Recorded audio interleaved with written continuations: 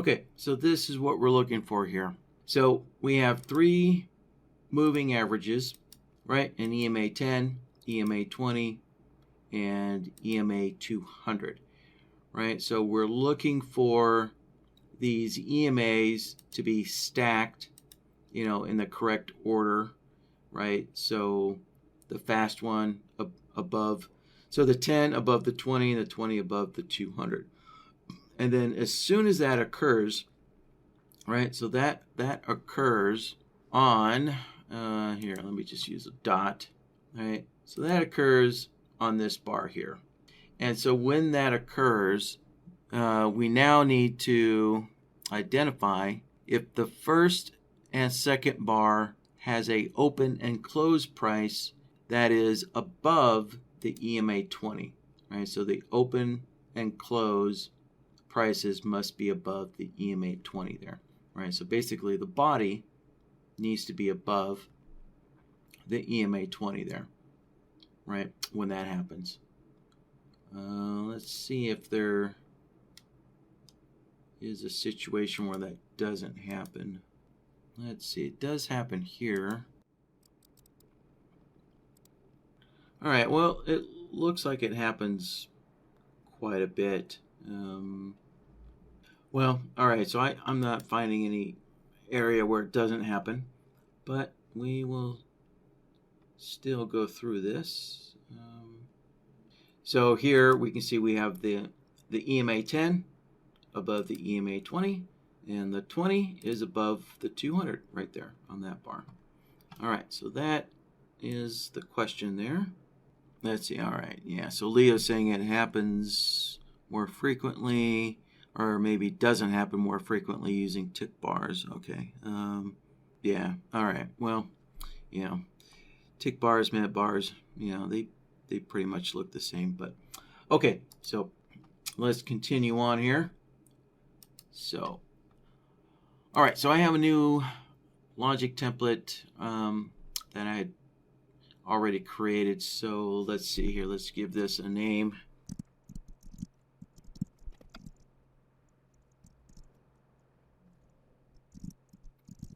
Okay, there we go. Boy, that's getting kind of long there for that name, but there we have it.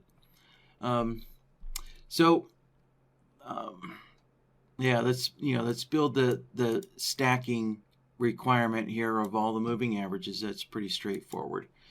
So we're going to need a bunch of comparison solvers to do this.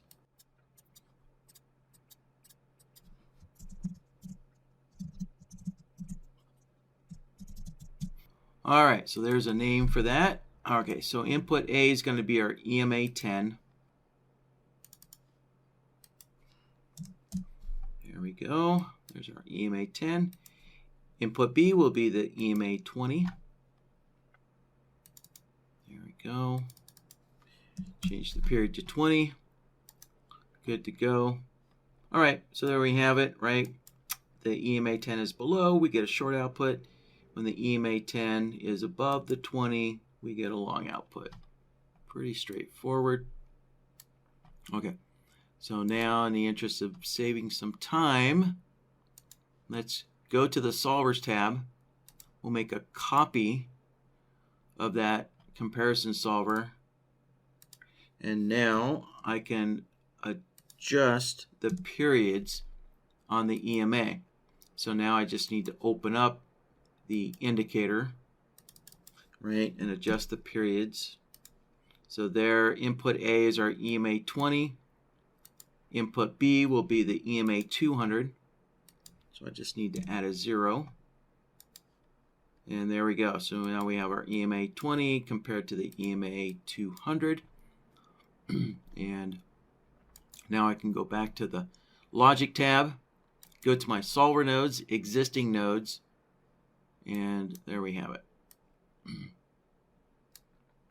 So let's connect that in. Right, here we go. So we're comparing the EMA20 to the EMA200. Right, so there we go. Now we can connect these together with an AND node. All right, so here we can see right, the first bar. And so actually let me move my little rectangle down here. There we go. Okay.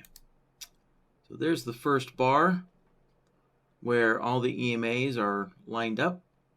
And we would need to make sure that the first bar and the second bar, that the body, right, which is the open and close price, that the body is above the EMA20.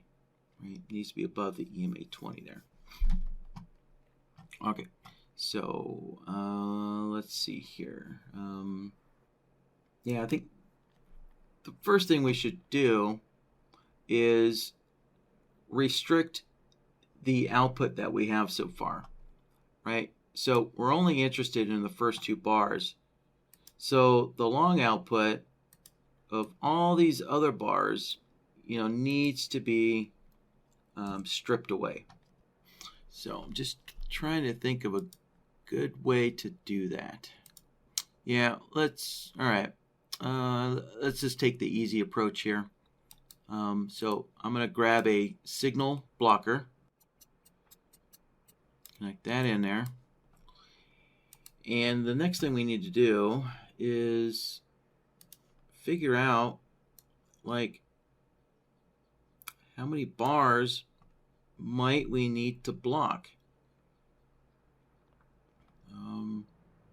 Here's a pretty long period, right, of short outputs. We have a bunch of, right, on and off long outputs there, kind of separated. So what I'm looking for is like the longest period of consecutive signals.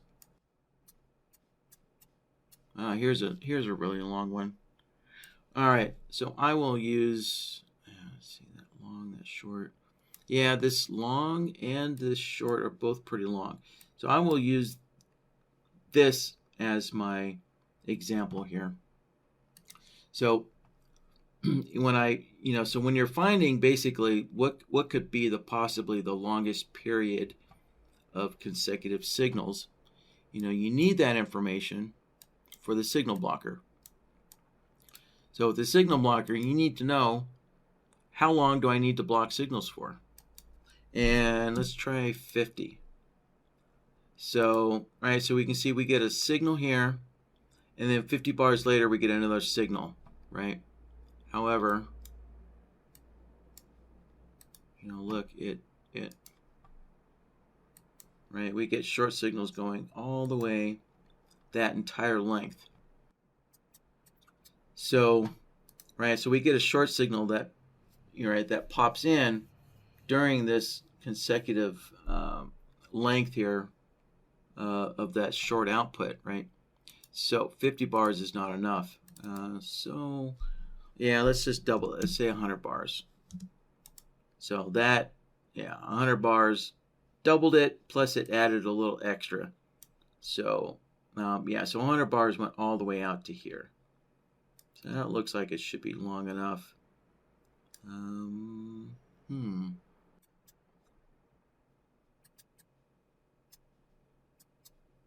All right, yeah, so as far as the long signals go, that entire length was all blocked.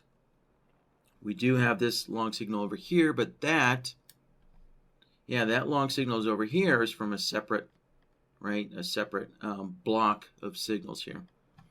Okay, so I think 100 bars seems to be enough, So I don't know, maybe, pad it with another 20 bars or so, just to be extra careful, right? So now we need to go in and adjust the resets here, right? Because we need a signal whenever a new block of signals occurs. So we will need, right, a long signal here when the EMAs line up again, and we will need a long signal here, right, when the EMAs line up again, right? So whenever, whenever the consecutive signals stop, then we need to reset the signal blocker, right? So when the long outputs come to an end and there's no output anymore, right? Then we need to reset the signal blocker, or when the opposite output occurs, right? So when we go from a long output and switch over to a short output, that also, we also would need to reset the signal blocker as well. So for the signal blocker, we need to figure out which of these resets are we using. Okay. So we're not using the reset signal, right? Because we're not using the reset connector, right? So the reset signal means is a signal going into the reset connector here, right? So in the reset. So we're not using the reset connector. So let's turn that off. All right, so we are using the input connector, right? So we have the input connector here. And so if an opposite signal comes in, right? Yeah, so we want to reset the blocker when an opposite signal comes in, right? So again, what's an opposite signal, right? So when we're blocking longs and then a short comes in, right? A short signal comes in, right? A short is opposite of the longs, right? So a short would be, so this would be an example of the opposite signals. Or going from going from a short over here to a long, right? That's an opposite signal, right? But also we need no signal here, right? So these blank areas, right? These blank areas where there's no output, right? No racing stripe, no output, right? That is no signal. So let's connect that in and let's turn on the input no signal, right? And there we go. There we have it. So there's our first long output, and then right there where that arrow is, right there with arrow, and then if you remember, it switched over to a short output, and then I think we had a little area, a few bars of no signal, and then the short started up again. Right, let's take a look. Right, yeah, so we had a couple bars right in here where there was no signal, and then the shorts started up again. Right, so there we go. Okay.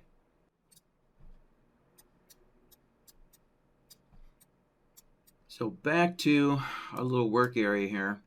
Right, so there we go. So we cleaned this all up. And so now we have the first bar identified. So we will need to, let's see, yeah, I'll just use the look back node for this. So with the look back node, I can take one signal, or right, a signal on one bar and then turn it into two signals. So we don't want to use the displacement because we don't want to shift the signal forward, but we do want to use the look back and set that to 2, and then the mode is the min, or I'm sorry, max. There you go, max. So we want to extend the maximum value forward. So we're looking back 2 bars and grabbing the maximum value. Oops. There we go. Grabbing the maximum value. So now we have two bars, right, with a signal on them. Right? So there you go. So there's our 2 bars that we're looking for. Okay. So we have basically our first 2 bar, identifier created, right? So we've identified the first 2 bars after all 3 EMAs are stacked, right, in the correct order there. So now we can now look at the body of the candle and make sure that the body is above the EMA20 there.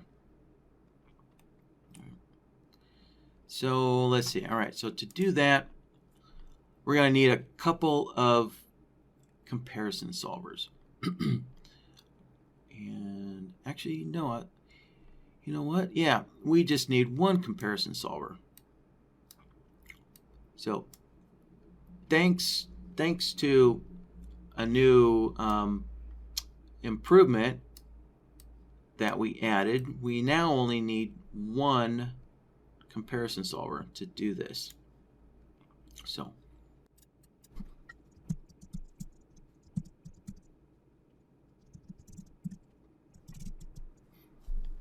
all right, so the name I gave this here, and we stretch this out here. All right, so the name I gave this is, we're going to use so for a long situation, we want to make sure that the bottom of the body is above the EMA, right? So for a long, we're looking at the body bottom price and making sure it's above the EMA20, right? So what is this body bottom or body top, right? Let's see. So for input A, we're going to switch over to price, and then this is the new improvement that we recently added to BloodHound. Is when we open up the list of prices, on the bottom we have body top, body bottom, and the body median, so the middle of the body.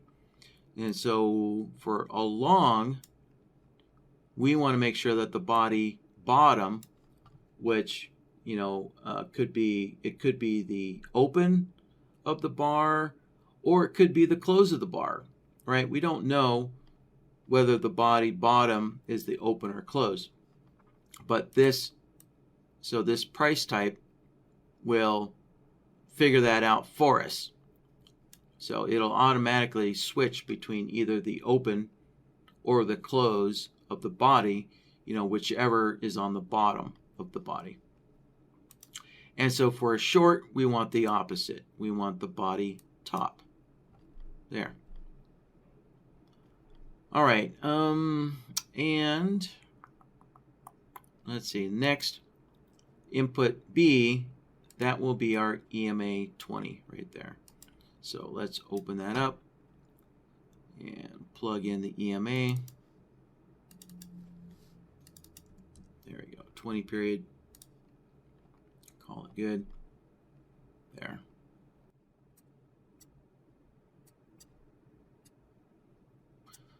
All right, so yeah, so the darker red solid line is the EMA20.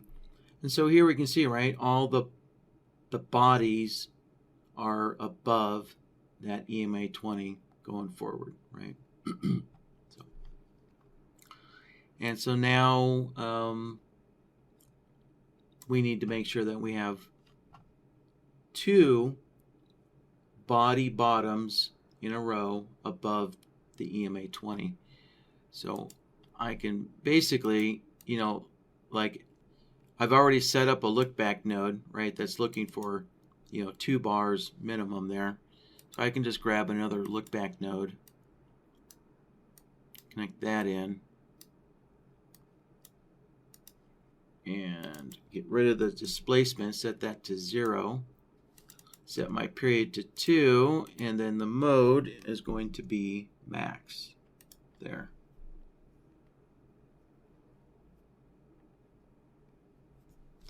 And let me rename this here.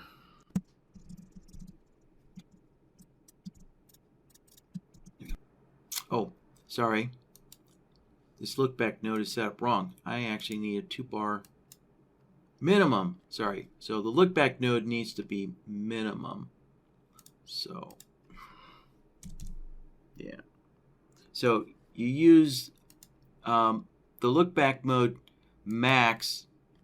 Essentially, you use the max to extend a signal forward, and you use the minimum to make sure that there is a minimum of, a 2-bar minimum requirement, right? So we want at least 2 bars in a row where the body bottom is above the EMA, right? So we need to use the minimum because we're looking for a minimum of 2 bars. There we go. All right. So yeah, let's look at this here. All right, where's oh, my mouse is off my pad. There we go. I had lost mouse control for a moment. All right, so here we can see, right, the bottom of that body is above the EMA20, but we don't get a long output because we need 2 bodies above the EMA20 in a row, right? So once we get to the second body, right, that's above the EMA20, now we get a long output. And let's see here, if we go over here, right, the body bottom here is above the EMA20, but this one is not, right? So that body bottom is not, and so the output stops. So there. Okay, so now we have our look back node set up correctly. So now I can grab another AND node and connect both of these conditions together. And there we have it. All right. And here's a little tip here. So when we see this, all right, so when we take a look at the chart here, let's shrink everything up. Right, we can see when these conditions are true. And actually, let's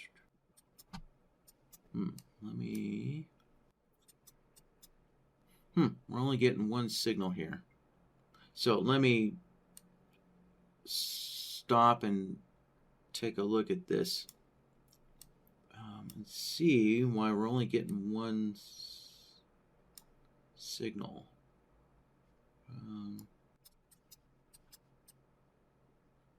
Oh, well, actually, we have a bigger problem here. So, right, so here, you know, we don't want to identify the first bar where the body is above.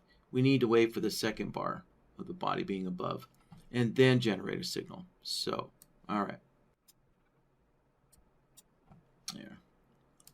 So let's correct that issue first.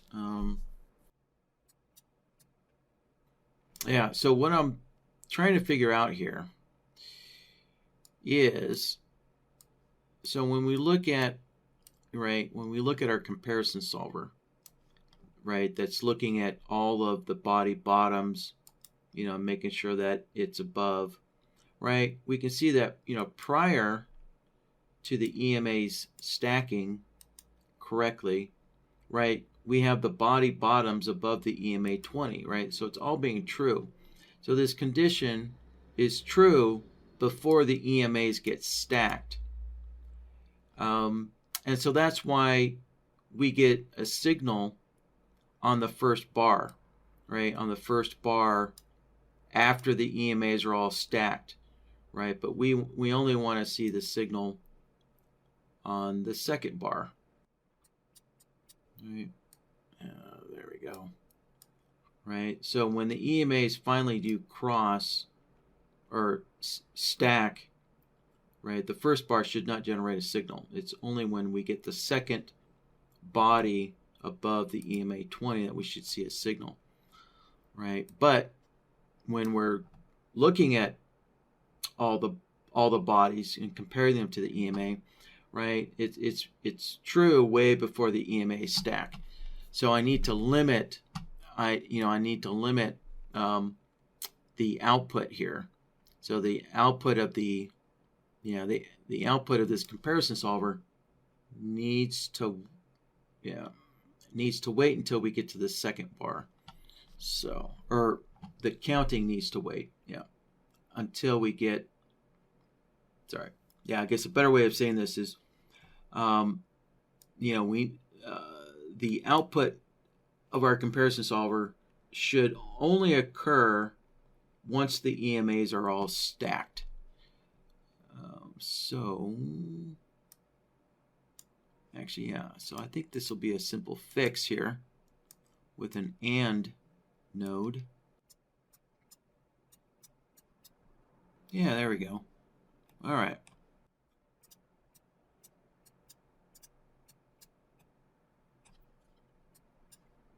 So there we go. Let's zoom in here. All right. So this AND node up top here, right? This is our stacked EMAs. All right. There. So once those EMAs are stacked, then we can start checking the body, bottoms to the EMA20. So I've taken, right, the stacked EMA requirement, plugged it into an AND node with our comparison solver. There. So now, there we go.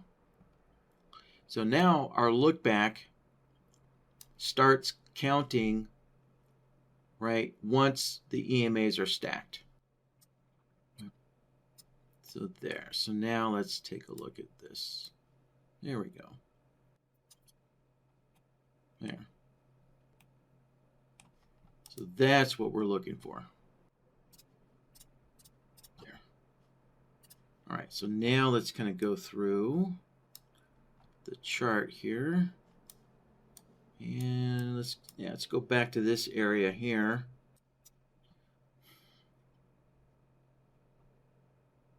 Oh, okay. Yeah, so I think, yeah, so this is when the EMAs are stacked, I believe. So let's open up BloodHound and we can check that, right? So we can look to see where the stacking begins, right? So I can connect my result node to the AND node. And so, yeah, so this bar, right, is where the EMAs are stacked downward. So, and so now if I connect that in, yeah, so there we go. So the second bar after the EMAs are stacked has the signal on it. Here. And let's take a look at what's happening here.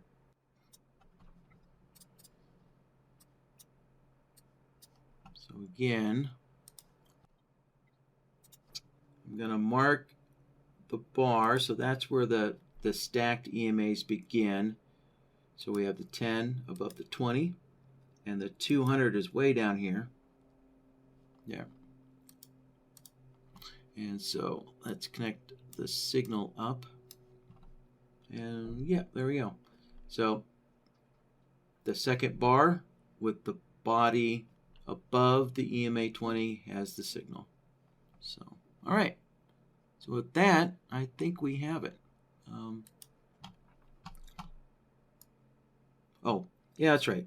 So I said, yeah, earlier I was going to show you a little trick here where, we can see where this condition happened, but if we want to, if we want to prove that the system we built is correct, right, we have to, obviously we'd have to look at the chart and, analyze every EMA 10 and 20 crossing to verify that the system's correct, right?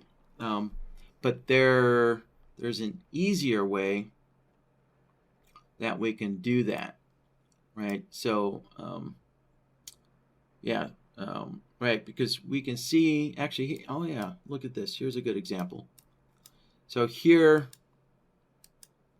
oh, no, sorry, the EMAs are actually above. No, that was not a good example. Yeah, the EMAs did not cross there. Right, so the point being is that if I want to prove that this is all correct. Yeah, so let's see here. Yeah, it looks like we should have a signal here, I think. Right? So we can see that the 10 crossed below the 20. And so the EMAs are stacked correctly again once that EMA10 crosses down below. And I don't have a signal, right? So, all right, so my point is I had to scrutinize all of these EMA 10 and 20 crossings here, right, which is time consuming. And so there's a easier way for me to find all of the bars where the EMAs are stacked again in the correct order. And so that's what I wanted to show you here. So right, so if I look at the signal blocker, right, this is identifying everywhere that the EMAs cross. Oh, there's my little arrow. Ah, okay. See, so even I didn't see this visually correct. So I thought this bar where my arrow is the first bar where the EMAs are stacked, but actually it was one bar sooner. So those EMAs crossed one bar sooner than I could visually see, right? So that kind of points out, how difficult it can be, to kind of verify that your system is working correctly. So what you want to be able to do is to be able to see the signal blocker, right? You want to be able to see all of these signals here where the EMAs, restack in the correct order. Look, even over here, it looks like we can see that the EMA 10 and the 20 crossed and then recrossed again. That may not be pretty obvious to see. Yeah, that's pretty messy there. So that would be really difficult to eyeball that. But of course, BloodHound is showing you that coming out of the signal blocker, since we have these cleaned up signals, right?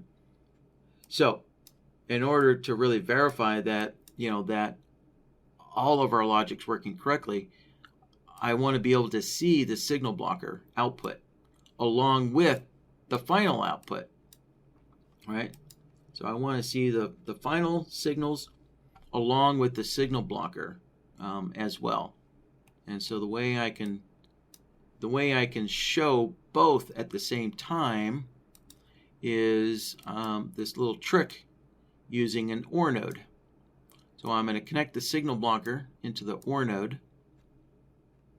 And this OR node, I'm going to reduce its output to, I don't know, something small, like maybe 0.3 or something like that.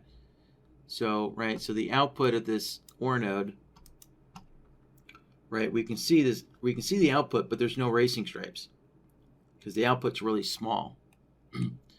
And so now I can grab another OR node,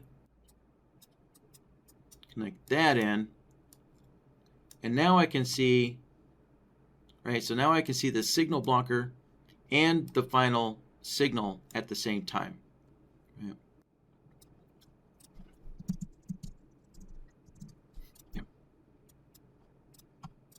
So if we look at,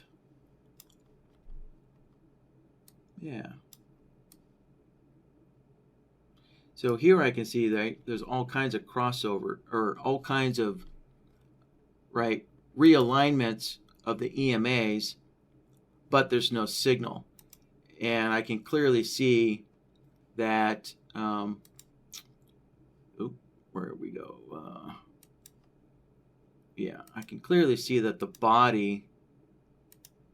these bodies are, touching both EMAs.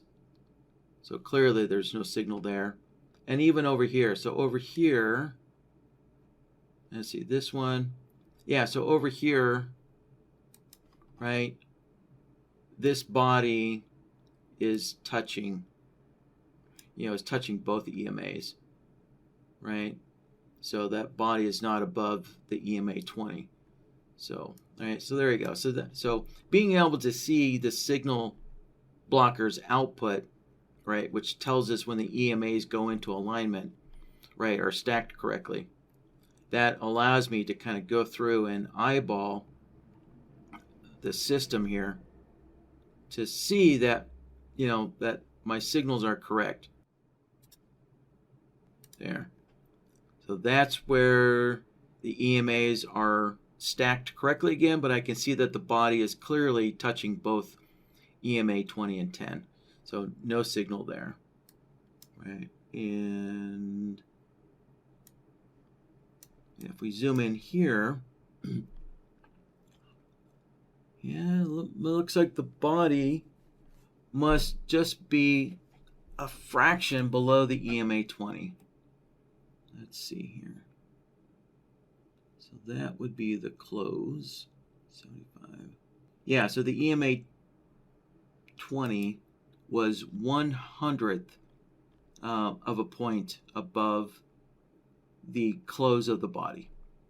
So there you go. There's a little tip and trick there to kind of help you debug your system, which is, when you're debugging your system, sometimes, there's a signal somewhere, down the line in your logic, a signal that's critical, to helping you to, test your system out and verify, that your system is working, correctly as expected.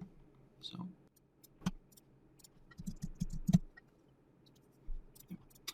All right.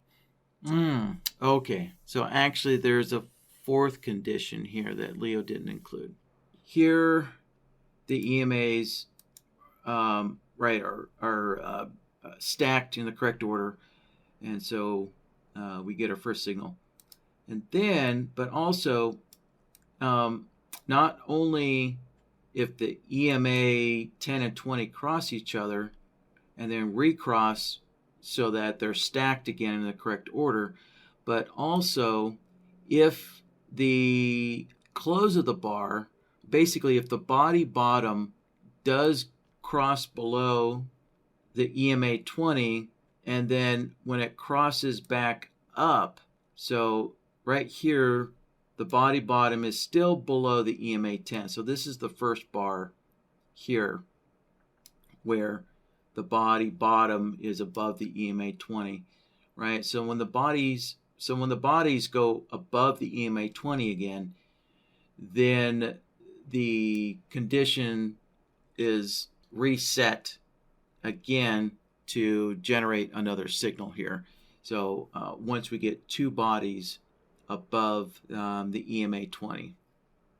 So Leo was asking about resetting the signal blocker so that we could then when resetting the signal blocker, when the body bottom crosses below the EMA20, reset the signal blocker so that way if the EMAs are still stacked in the correct order, that we could get another signal again, right? So after the bodies cross back above, so actually this is the first bar where the bodies cross above the EMA20, that we could generate another signal there. So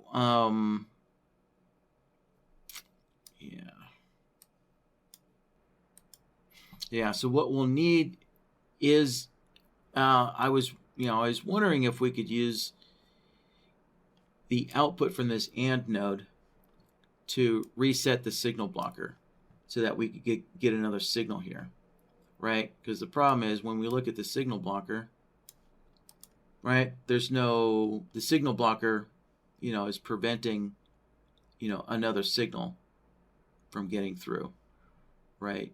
So, so we want to reset the signal counter.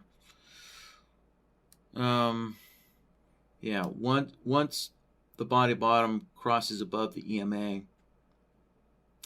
that's when we want to reset the signal counter. So,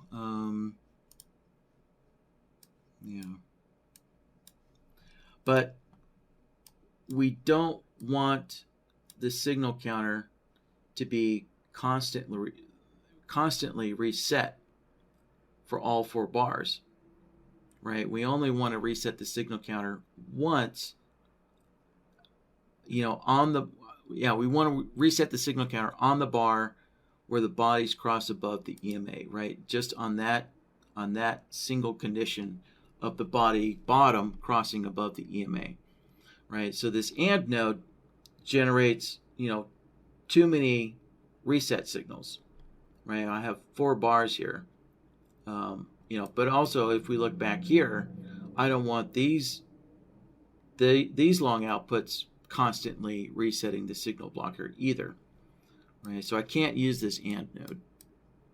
So what I'll do is I will need to grab a crossover solver,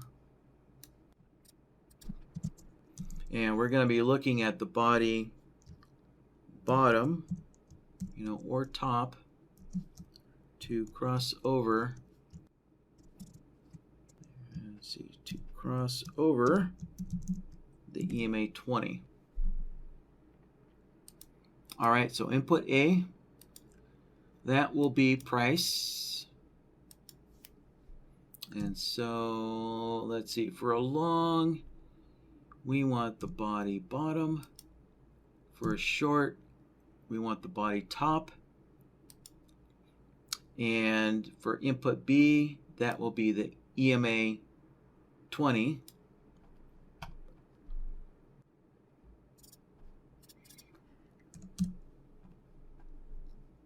There we go.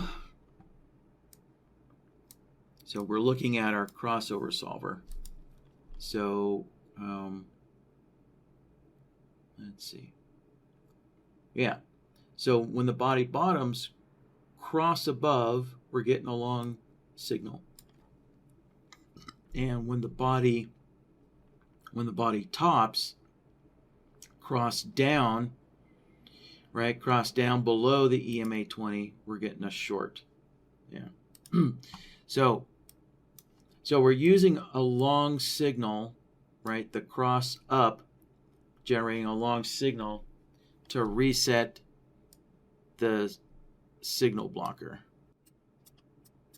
Okay, so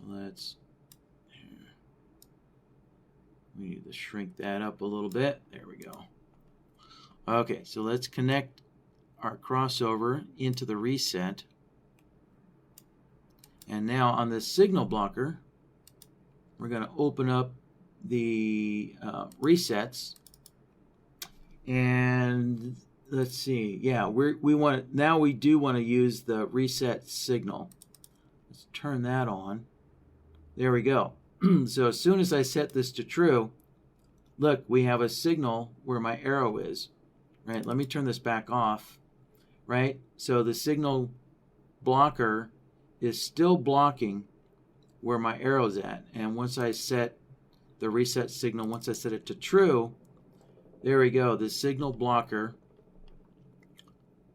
is reset, and it allows a signal to get through, right after the body bottom crosses above the EMA20 again, right? And of course, the EMAs are still stacked, right? So you got to remember, if the EMAs were not stacked, then there's no input, right? There's no signal going into the signal blocker. So there'd be no output there. So I think that does it. Let's take a look at it now. There.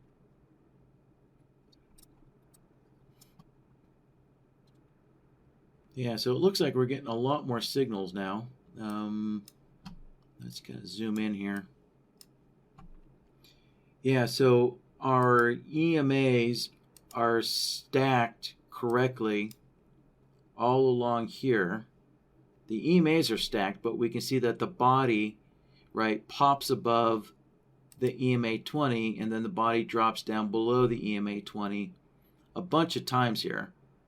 And then eventually we get 2 bodies below the EMA20 and we'll get an extra signal there. Yeah, so here we go again. So the body pops above the EMA20 for 1 bar, and then we get 2 bodies below the EMA20, and we get another, right? We get an additional signal there. All right, so I think that is what Leo was after.